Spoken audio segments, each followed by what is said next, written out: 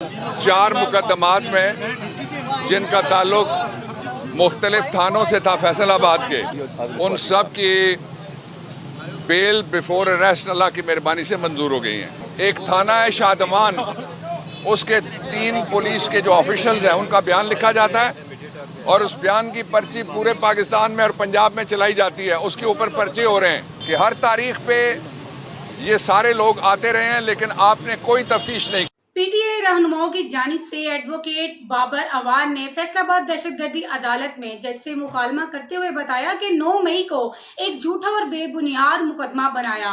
Police आज तक कोई सबूत पेश नहीं कर सकी। दहशतगर्दी अदालत के जज ने एसएचओ सिविल लाइन पर बरहमी का इजहार करते हुए एसएचओ को शोकाज नोटिस जारी करते हुए पीटीआई के तमाम अरकान की जमानत मंजूर कर ली। वकील पीटीआई बाबर अवान दहशतगर्दी अदालत के बाहर मीडिया से गुफ्तगू कर रहे हैं। आइए आपको बराह रास्त लिए चलते हैं।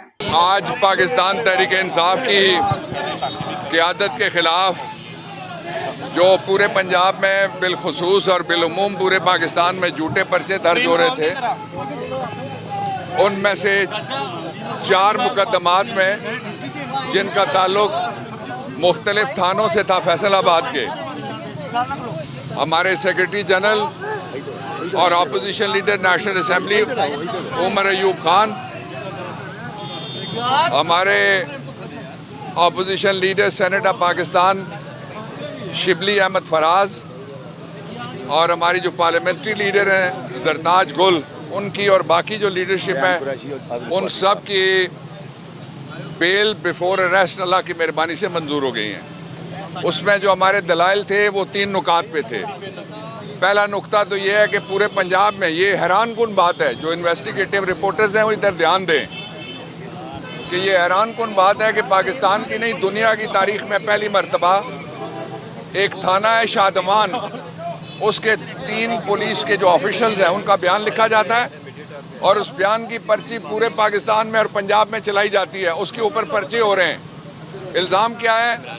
इंस्टिगेशन। किसको इंस्टिगेट किया कोई नाम नहीं आज सामने ज़ाहिर आया।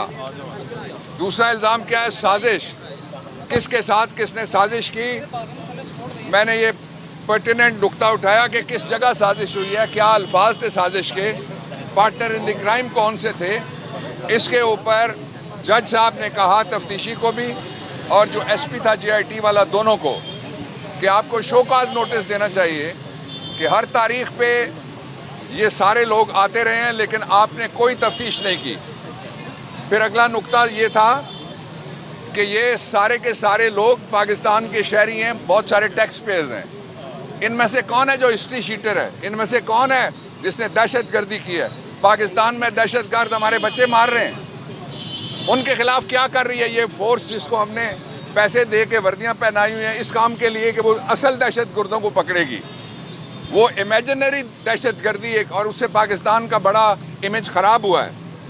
और फिर जो आज़ाद जम्मू और कश्मीर हाई कोर्ट के चीफ जस्टिस का फैसला मैंने यहाँ पेश किया, उस फैसले में भी इन्होंने पाकिस्तान की रुसवाई और जागसाई कराई है इंडिया और सारी दुनिया में, जिसमें उन्होंने एक बंदा उठाया, 1 महीने उसको पास रखा, फिर कहा कश्मीर में पकड़ा गया, पाकिस्तान की अदालत को इख्तियार नहीं है, कश्मीर एक डिस्प्यूटेड एरिया है। इंडिया में ढोल बजे, उन्होंने कहा पाकिस्तान मान गया ये डिस्प्यूटेड एरिया है। इस वक्त ये जो सारा हो रहा है, हमने अदालत में भी कहा ये परसिक्यूशन है, ये प्रोसिक्यूशन नहीं है, ये सियासत कर रहे हैं हमारे साथ।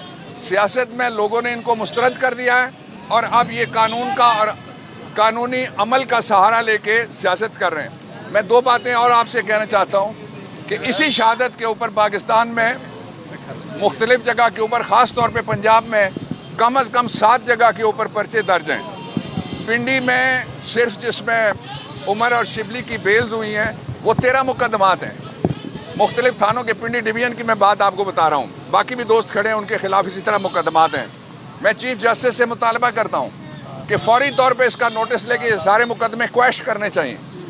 ये पाकिस्तान में कानून की तौहीन हो रही है, पाकिस्तान में आइन को कुचला जा रहा है, इसलिए कि पाकिस्तान के आइन में फंडामेंटल राइट दिया हुआ है जिसके ऊपर कॉरेस्पॉन्डिंग प्रोविजन है हमारे ज़ाब्ता फौजदारी में कि किसी को एक जुर्म में 1 से ज़्यादा जगह पे ना प्रोसिक्यूट किया जा सकता है, ना इंक्वायर किया जा सकता है, ना उसका ट्रायल हो सकता है। लेकिन ये पूरे पंजाब में एक हवालदार है और एक ASI है और एक कांस्टेबल है जिसकी एविडेंस है टोटल।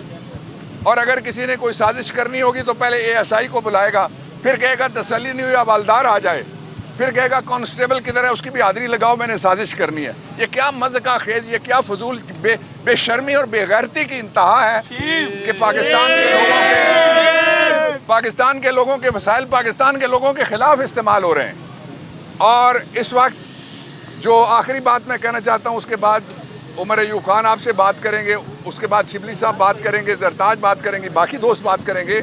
आखिरी बात मैं ये कहना चाहता हूँ कि इस वक्त पूरी पाकिस्तान की कौम किसी कीमत के ऊपर भी शोबाज की तरफ से कोई एक्शन, शोबाज की तरफ से कोई किसी जगह उसको कहा जाए बेशक इस्तेकाम वाला एक्शन, शोबाज जब कहेगा तो वो सियासत करेगा। मैं जो नेशनल एक्शन प्लान है उसका बड़ा लंबा अरसा में हिस्सा रहा हूँ, लेकिन नेशनल एक्शन प्लान जब तक KP की असेंबली में नहीं जाता, पंजाब की असेंबली में नहीं जाता, सिंध की असेंबली में नहीं जाता, बलूचिस्तान की असेंबली में नहीं जाता, नेशनल असेंबली में नहीं जाता, सेनेट ऑफ पाकिस्तान में नहीं जाता, ये किसके कहने के ऊपर शहबाज शरीफ ने तकरीर किया? उसको शर्म आनी चाहिए कि उससे खौफ की एक फ़िज़ा पैदा करने की अपने लोगों के ख़िलाफ़ की है कि हम एक्शन करेंगे। और मैं अपनी जो लीडरशिप है उस सबको मैं शाबाश देना चाहता हूँ कि जिस हौसले के साथ, जिस अज़्म के साथ, और हमारे वकला, हमारे कारकुन, हमारे जेल के कैदी, हमारी पंजाब की ख़वातीन कैदी, और सबसे बढ़कर कैदी नंबर 804, उसने पाकिस्तान का सर ऊंचा कर दिया सारी दुनिया के। रहा करो।